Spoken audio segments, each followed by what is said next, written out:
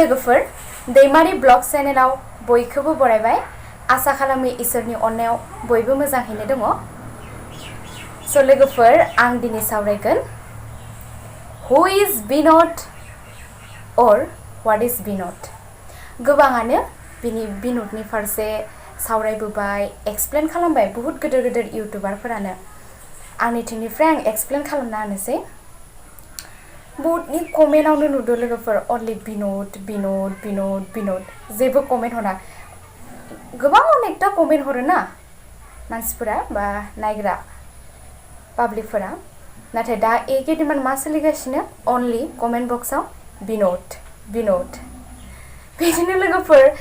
फेसबुकआवबो माने मेसेन्जाराव गोबाङानो खालि बिन'द बिदि आरोना ओमफ्राय एक्चुअलि बिन'दआ सोर मार एबा बिन'दआ मा एक्चुअलि लोगोफोर बिन'दआ माने सासे मानसियानो बिनि फुल नामा बिन'द थारु मोनसे इउटुब चेनेल दं आरो इउटुब चेनेलाव बे भिडिअ हगारथ'वाखै बिन'द थारुआ ओमफ्राय गोबां बिन'द थारु सार्च खालामबा गोबां इउटुबार्सनि नाम फैगोन आरो इयाव बिन'द थारु गोबां इउटुबार्सआनो ओमफ्राय बिन'द थारुनि फारसे माने सावरायदों आरोना ओमफ्राय लोगोफोर बियो जायबा बिन'द थारु बियो सोरबा माने मानसिनो कमेन्ट हरबाला माने इउटुबाव कमेन्ट हरबाला मा हरो अनलि जोंथ' अनेकथा हरो न' खिन्थु गावनि नामखौथ' जों मालाबाबो लिरना हरा फर एग्जाम्पल आंनि नामा तमुक आं माबा मोनसे कमेन्ट लिरना हरगोन खिन्थु गावनि नामखौथ' कमेन्टआव मालाबाबो लिरना हरा जोङो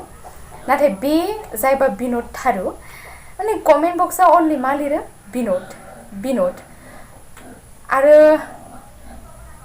गोबाङानो दे माने एक्चुअलि आं आरो लोगोफोर आं जायनि इउटुब चेनेलखौनो नाया माने एकदम कमेन्ट बक्सखौ फरायसो माने भिडिअखौ प्ले खालामना नायबाय थायो आरोना कमेन्ट बक्स फरायनो बिराद इन्ट्रेस्ट मोनो आङो ओमफ्राय गोबां मानसियानो दाथ' दानि जुगावथ' आरो गोबां मानसियानो इउटुब नायो आरो गोबां मानसिनियाबो आरो जों बर' हारिनि बिथोराव माने इउटुब चेनेला गोबां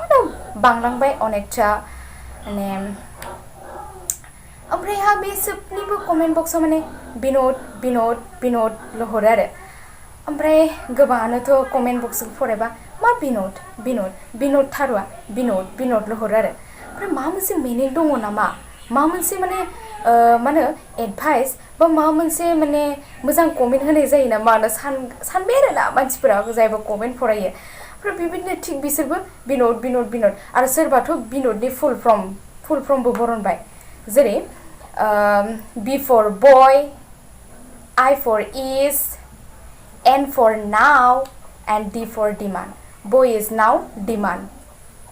बिदिबो माने फुल फर्म माबा आरो गोबाङानो माने आं सोंहरबाय लोगोफोरनाव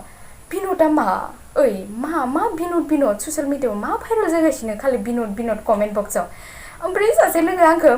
बिन'द माने बेनो होननानै माने फुल फर्म आरोना बिन'द माने बे ओमफ्राय आं नंगौ आरो जाबाय आरो ओमफ्राय एक्चुअलि माने कुनु एटा मिनिं गैया आरो मानसिनि नाम जेरै गोबां मानसिनि नाम अनेकथा नाम थायो मानसिनि नङा होमबा थिग बेबायदिनो बिन'दआबो सासे मानसिनिसो नाम आरोना बिन'द थारु होनना बुंनाय स' लोगोफोर एकदमबार एकेदिमान आं माने बिन'द नुनानै एकदमबार बर नांथारबाय माने बिन'द आरो सोरबाथ' बा कमेन्ट बक्सआव बिन'द एफा बुरजा एक्चुअलि आंनि कमेन्ट बक्सआव बिन'द बिदि फैथ'वाखै खिन्थु मेसेन्जारावसो गोबाङानो बिन'दल' लिरना हरगासिनो आरो स' लोगोफोर बेखौनो बुंनो सानो बिन'दआ माबा मोनसे ब्रेन्ड एबा माबा मोनसे कम्पानिनि नाम नङा बे माने सासे मानसिनिनो मुं आरोना बिन'दआ ओमफ्राय बे लोगोफोर बेनोसै दिनैनि भिडिअ'आ गोबां गिदिर इउटुबार्सआनो बिनि फारसे एक्सप्लेन खालामना होखांबाय थेवबो आं माने जि रोंदो बा जि सानदो आं नोंथांमोननि सिगाङाव एक्सप्लेन खालामना होबाय आरो आंबो स' लोगोफोर भिडिअ'खौ नायनानै मोजां मोनबायबा like comment subscribe and share खालामना होबानो जाबाय थेंक इउ फर वाचिं